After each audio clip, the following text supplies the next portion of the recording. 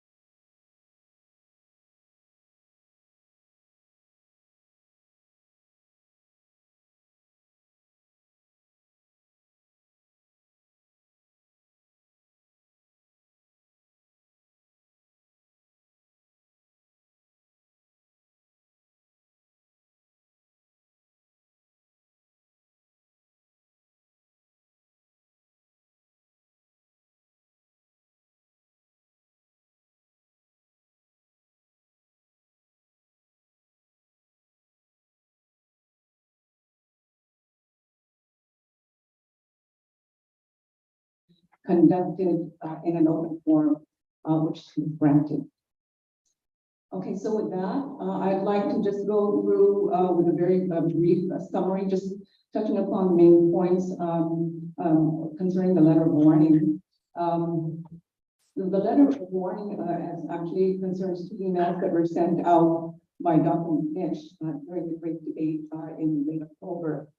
One of which was sent to the media and which was regarded as an unauthorized press release by a university representative. The email also contained statements that were considered rude, insulting, or belligerent to the candidate. And in addition, the second email that was advising colleagues to stay out of the election was considered to be acting against the Mini-Hatch Act requirement for government employees to remain neutral. So following that, a step 2 grievance was filed by Dr. Mitch on the grounds that the faculty is afforded the right to academic freedom as protected by the faculty union agreement. Okay, so with that, I'd like to just now call on Regent Diaz to report out the findings and recommendations of the grievance committee that is comprised of Regent Diaz, Regent Valencia, Vice Chairman Keeper, and myself. Okay, Regent Diaz, you have the floor. Thank you, Madam Chair. So I'll be going over what's contained in the step 2 grievance decision, and it starts out with the timeline. So on October 24th, Exhibit A and Exhibit B emails were sent out by Dr. McNinch with alleged offenses of inappropriate behavior.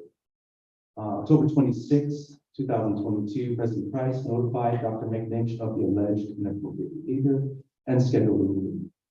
On October 31, 2022, Dr. Arun Swamy and Dr. Robert Barber sent a letter of support for Dr. McNinch on behalf of the faculty union. November 1, 2022, Dr. McNinch, Dr. Swamy, Dr. Barber met with President Price. November 8, 2022, a letter of warning was issued by Dr. Price. November 14, 2022, Dr. McNinch filed a step 1 grievance to the letter of warning. On November 18, 2022, a step 1 grievance meeting was held between President Price, Dr. McNinch, Dr. Swamy, and Dr. Barber, where responses to the letter of warning and requests for information were provided. November 29, 2022, President Price issued his step 1 grievance decision to deny the residence in Dr. McNinch's grievance. November 30, 2022, Dr. Manich filed for a step 2 grievance. December 7, 2022, the grievance committee met with Dr. McNinch, Dr. Swami, and Dr. Barber. December 8, 2022, Dr. Manich agreed to extend the schedule for response to the step 2 grievance beyond 5 business days in the faculty union agreement.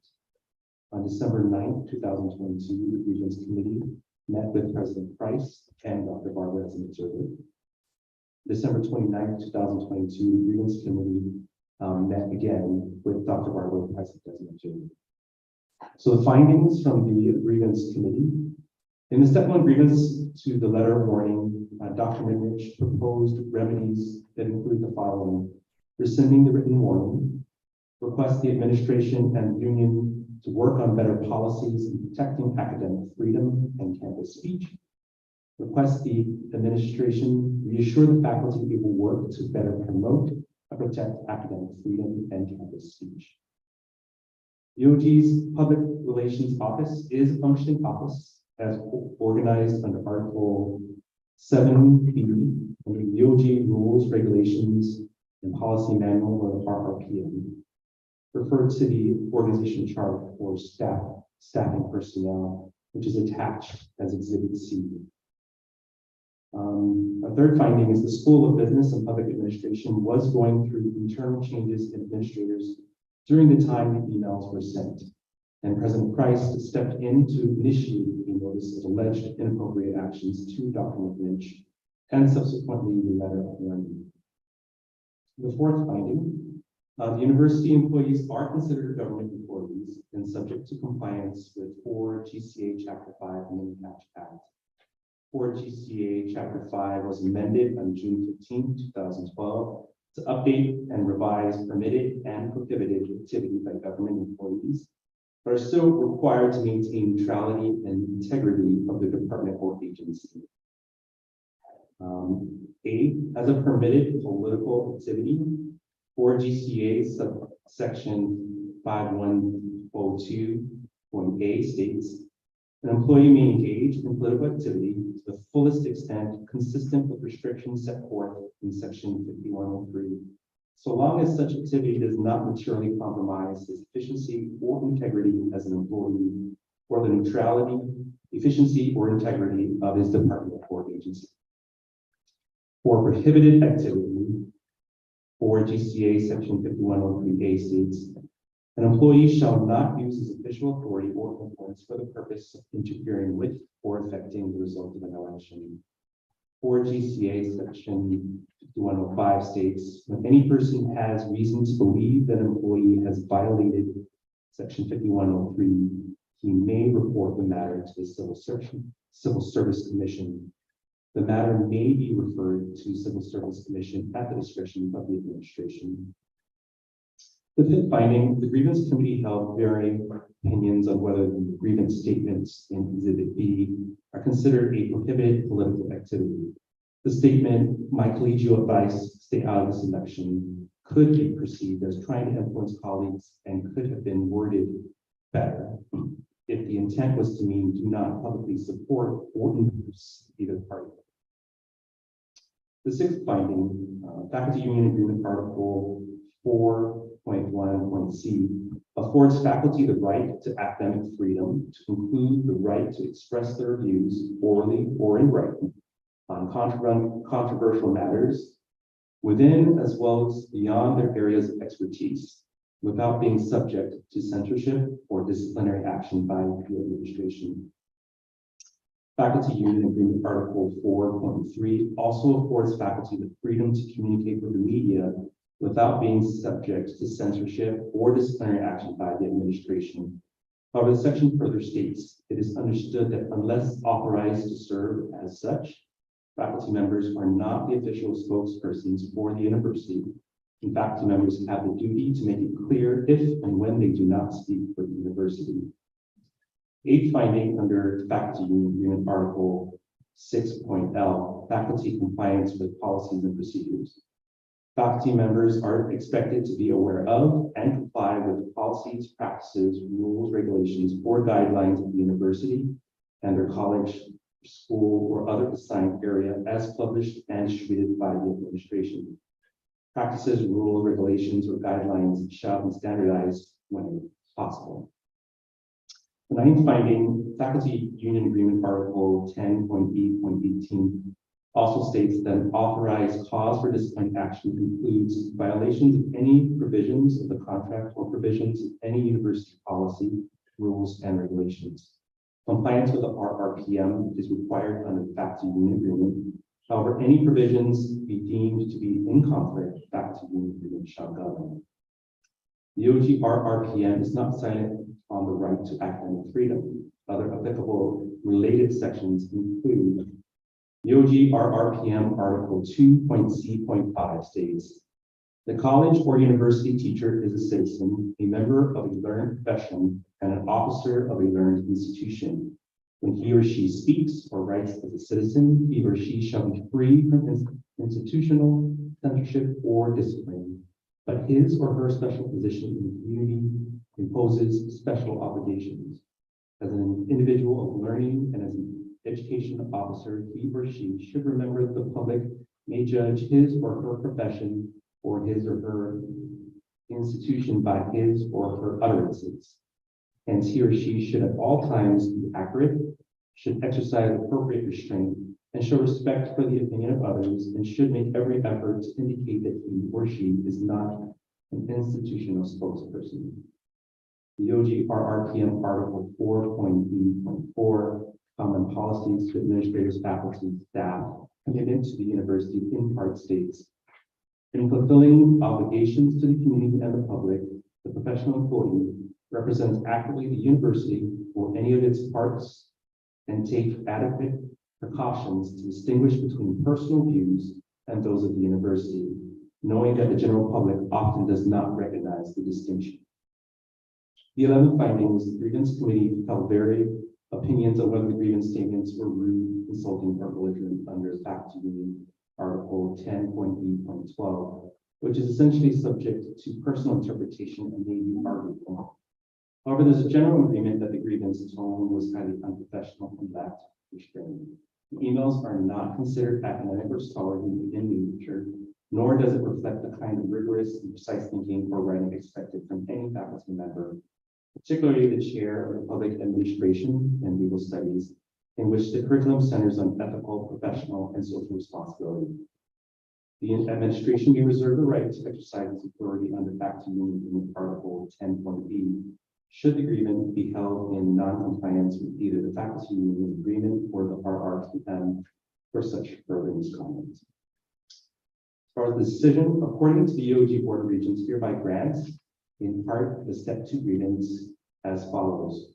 1, the letter of warning shall be amended no later than the close of business on January 27, 2023, unless a step 3 grievance is filed as indicated below, to indicate that it is being issued as a result of the grievance unrefined and undiplomatic emails and the lack of explicit clarity that he is expressing his own views and not those of the university. The language concerning cited violations in the original letter of warning shall be removed. And in order to improve the great debate process, the requirement that the grievance submit the development plan shall remain as stated in the original warning letter, but the date to submit the plan shall be extended to February 17, 2023, unless a step 3 grievance is filed in this matter as set forth below. 2, the UOG's administration shall work with the faculty union to update the UOG RRPM to address the following. Provide clarification on order, precedent, and the conflicting provisions between the faculty union agreement and the RRPM, if any.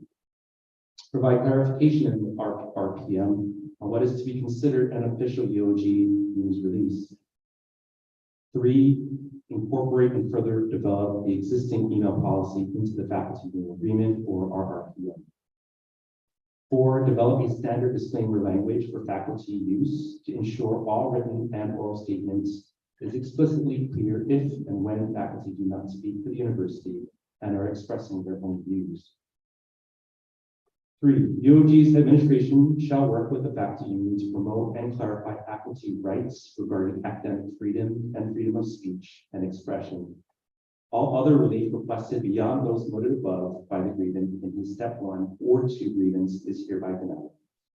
If the grievant does not receive the remedy that he requested, or if he does not receive an alternate remedy satisfactory, then the grievant has the right to appeal this decision to an ad hoc grievance hearing committee by giving written notice to that effect in person or by registered or certified mail directed to UOG's president and the faculty union president within 5 business days after the grievance receipt of this decision. That concludes the step 2 grievance decision. Okay, thank you, Regent Diaz. I'd like to now open up for discussion with the board on anything that they may be added. That would be probably beginning with the members of the grievance committee. We hear also from Regent Valencia. Hi, everybody. Excuse me, it's hard to see everybody in the room because it looks like you're in a 40-foot room. So you guys can hear me okay? Yeah. All right, thanks. Thank you, Chairwoman Provito, for allowing me to provide some comments today. As you said, as a member of the committee who has reviewed this matter with the team, I agree that the university has some lessons learned and opportunity improvements on this matter, which I have the confidence that we will address as Regent Pete has read. First, the easy one, UOG email is UOG property. It's obvious that the email policy needs to be widely distributed again, put into whatever policies we need, and possible annual refreshers and acknowledgements, especially for those who may violate it or claim to be ignorant of these email policies. UOG email is UOG property, bottom line. Not anybody can get a UOG email address. And then just really on the key points on the 2 emails of contention and the letter, the emails discussed certainly are not what I would expect of a university faculty member. These emails are not from someone that I would consider a role model, a leader, or a professional. Certainly not representative of an academic who thinks highly of himself or herself, or proud of his or her work. In our grievance committee meetings on this matter, Dr. Swamy also disagreed on the use of President Christ's letter and words, but even offered the word bombastic. Whatever words or phrases are used, the behavior and tone of these emails were unacceptable. The writing style, the tone, the grammar, the punctuation, the lack of respect, and so on. What I see here, and which is why I agree with the decision that has been written, is that an ego was harmed or hurt upon learning of the risk that one candidate wouldn't attend the great debate. So as we talked about, and as the grievant had recommended some opportunities for improvement, this is an area for opportunity for improvement also. Instead of using the rejection as a teaching moment, the emails were sent. There were probably better alternatives, as there was an opportunity to do a couple of things. One, teach students how to cope with rejection and how to deal with difficult situations. Teach them persuasion and negotiation skills. For example, developing a strategy to encourage participation or to succeed in convincing Governor Leon Guerrero to attend the debate. Could have taught them tact and respect. The belief that the use of boilerplate political commentary is just not acceptable. Using terms such as Lou Hacks and Felix Minions are not showing respect for the governor and former governor of Guam, especially when you're trying to convince them to attend the debate. Just as I'm sure most of you in the room, deserve to be and like to be called by your proper names, Dr. McNinch, Professor Cruz, whatever it might be, right? Especially, again, we just need to treat everyone with respect. And when they're being invited to participate, the success of their participation of the great debate was their participation. I would have expected professional conduct, in this case, the email announcements or other possible methods, as opposed to the inappropriate locker room banter that is believed to be boilerplate with politics. Hopefully these types of improvements can be made in preparing for the next general debate. Please note that I'm not intending to violate any academic freedom. While we can't dictate in the classroom what we teach and how we teach, we can ask for professionalism. That's the minimum we should expect, and improvements in the process. Second, this is a personal opinion on the notion that, Dr. Lynch has no authority or influence over people. Let me tell you, when I was in college, all my professors had influence on me because they had influence on my grade, right? So all my college professors, whether good or bad, made a short-term or long-term impact. So while we can all argue, what's important to note is that might not be a violation of the Mini-Hatch Act, and not for us to decide on as a board, but our faculty need to recognize that they have significant lifelong impact on their students. Our faculty's behavior, words, public comments will always be interpreted in varying ways, which may affect the students' judgments, behaviors, decisions, whether or not the faculty member agrees or believes that this occurs. We all have the obligation to be a positive role model in the university. Thank you for your time. Thank you, Regent Valencia. Well said, and you have really elaborated that rather eloquently, and I think to speak for many of the regents here. And so what I'd like to do is see if there's any other regents in the grievance committee that would like to express their personal views, opinions regarding the issue. I'd just like to make a few comments. We were really looking at this objectively also, and I think the decision to take out the citations of the different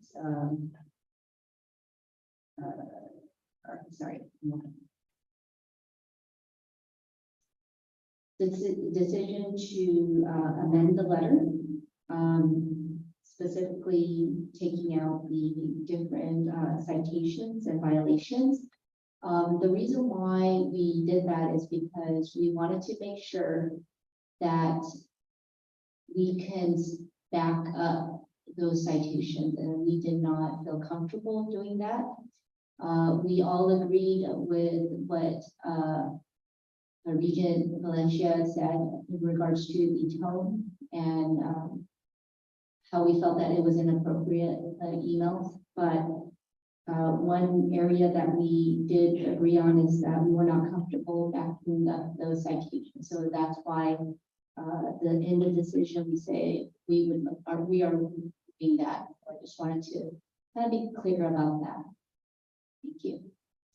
Yeah, and actually further to that, I think the reason why some of the provisions of the faculty union agreement and the policy manual were included in here was to really provide that kind of clarification. Because, the underlying question in all this is, does the policy manual infringe upon the rights of the faculty's academic freedom?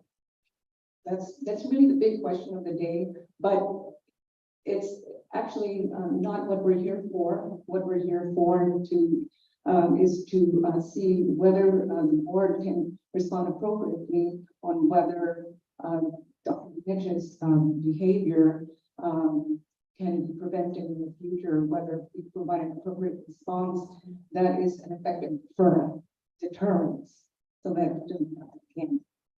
So that's really the main issue that the board really needs to focus on, the issue on the academic rights and all that.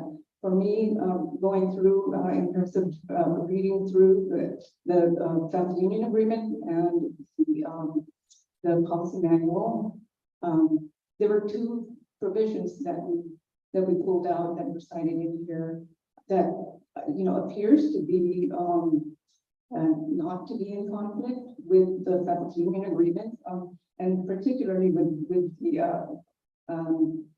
Article 6L, which really explicitly says that the faculty union members are expected to be aware of and comply with policies, practice, rules, and regulations. So with that, there is, some coordinated effort to be consistent between the policy manual and the faculty union. So that's why any of these provisions were included. Also, as far as the first, the second item stating that the public relations office is a function office. There was it wasn't clear at the time during the discussions with the event and board whether there was actually a public relations or not. So that was established that we do have a public relations office. So I can go on in more detail, but really what I'd like to do is hear from the other members of the board if they have any other questions that they'd like to bring up.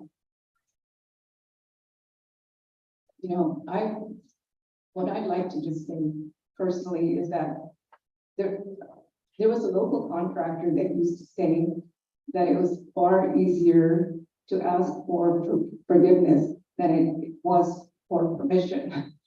And I don't think that the university should be promoting that kind of practice.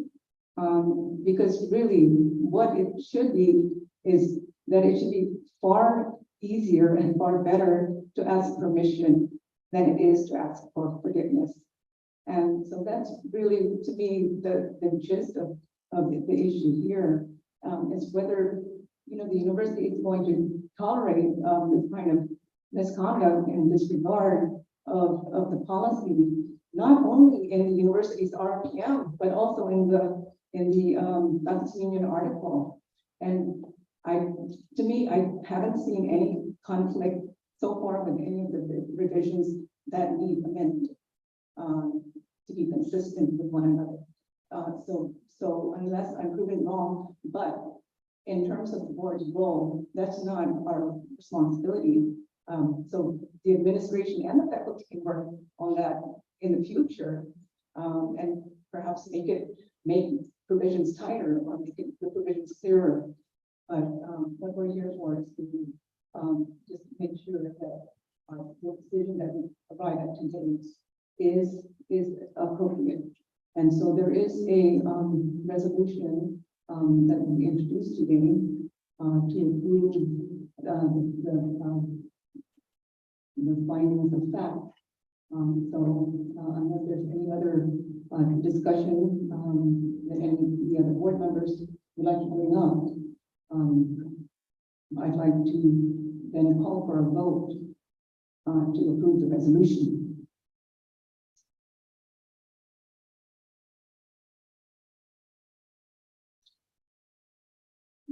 I'm sorry, but even though this is the board meeting, and only board members will be allowed to talk, and as chair will not recognize anyone outside of the board. So with that, I'd like to move on then to item 4.0 for the voting file. Can we have a motion for to present the resolution? Regina Keeper, I make a motion. Okay, thank you. And we've already discussed the issue, and so unless there's any other further discussion, what I'd like to do now is go ahead and call for the vote. No, I'm sorry, I have to apologize because I really need to just make sure that board is focused on the matter at hand. And while we've already granted grievance, allowed the grievance to listen to the board's discussion in the open forum, I think this is essential here that we are essentially also in executive session, and that we're not entertaining any other outside requests for to add to the special meeting. Okay, so with that, I would like to hold I'm, off. I'm, so- I'm sorry, Chairwoman Vito, just a correction. I don't think we are in executive session. We're just in a special board meeting. Right, we're not in executive session. This is open discussion, but for our intents and purposes, I would really want to consider this as conducting the discussion as if it were executive session. So I'm just making that correction because I want to make sure we're following everything. If we are in executive session, I can't be here and I can't vote. But I don't understand this to be executive session, so I just need that clarification. yeah. Madam Chair, can we just clarify that, I just wanted to make sure that we do give the opportunity, if it is required, can we just have that verified? That, we have the union representatives. Okay, we can get a clarification from Officer Dave. Madam Chair, you have the authority to grant anyone to say a few words, but it needs to be related to the topic at hand and not external stuff that is not part of your discussion at this point in time. The faculty union president does have the right to say a few words, again, only as related to the topic at hand, subject to any other topic. No additional information should be provided at this point. Okay. You should already have everything, the meetings that you already had. Okay, I thank you for the advice. Okay, so then with that, I would then only recognize faculty union president Dr. Bob Barber, who can we give a time limit because we really want to ensure that we're expedient about this. Normally, someone who speaks is authorized 3 minutes. That's the standard rule for comments. And so, Dr. Barber, you're okay with 3 minutes? The podium's here. Okay, Just turn on the mic. thank you. Thank you. And I have a gavel, so if you exceed 3 minutes, this is coming down.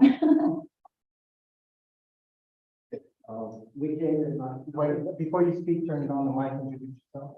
Thank you. And speaking to you. Thank you. I'm Bob Barton. I was the faculty president. The board meeting contract does allow the union to speak in any matter coming before the board. As a board member would be allowed to speak, so is the union allowed to speak, and that's part of the agreement of our contract. And so I'm sorry that I don't like imposing myself on you, but there's just 2 points that I really make. One, did not come into here knowing, but the contract also mandates that in this process that it goes to the due process. And what you did is you formed a subcommittee and they did a report, but normally I would think the process would allow both if the president chose to speak or if Ron chose to speak, the process, as I understand it, would have given them a chance to also comment, since it's now coming to a vote. Not in the subcommittee, having the subcommittee decided and I've been in, I think we would have been done. I don't necessarily personally have any comments on the findings except one. The board, as you noted, and I appreciate the opportunity to go forward and fix some of these things. But it would not be to amend the contract to match the email policy. It would be the email policy went through without board review. I think you need to be aware of this. It should have gone through by the rules. It should have gone through board review. I'm sorry, the union board's review before it became a policy. It was rushed. We were under attack. We were under cyber attack. It was previous information. I intend to move forward with our information officers, and I've already spoken with the president on that. We'd like to fix this, but I think both Balloon as Ron's union representative and Ron may have wanted to just make some comments, but I agree. And I think that's just how you interpret the process, and then I guess Ron has the chance. If he wishes to go to a level 3 grievance in the legal form, the committee that does that, that's going to be different with my knowledge. So, but anyway, I just wanted to interject that I do think they have hoped, and I thought that there might be a chance for either the comment, either the president or Ron to comment on this. It's coming for a full board who hasn't heard the full arguments of the others. I also just want to say, y'all were reading from the document that most of you had, and yet I was, the union board was not afforded this, so I would like to request a copy of the resolution stuff, just so, because there's tasks we're gonna have to do, I'd like to know what we're being tasked to do. I'll stop. Okay, thank you, Dr. Barber. Okay, and that was exactly 3 minutes, so I'm certainly appreciate that. Okay, now I think we can move on to the voting file, and what I would like to do is to cast their vote on whether they the resolution. So we find out Region 39.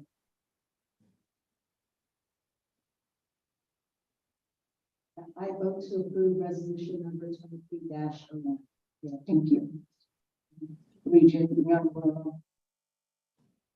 I vote to approve. thank you. Treasurer Hall, I vote to. thank you. Region Diaz, I vote to approve. thank you. Vice Chairman Keeper. I vote to approve. And for myself, I vote to approve the resolution. So, having said that, Madam Chair, we have one more region. I'm sorry, Region Valencia. Go ahead, right, Region Valencia, last but not least. I vote to approve. Thank you. That's all the regions now, and so with that, the motion carries unanimously. Okay, I believe that takes care of personnel matter. And can I have a call for adjournment?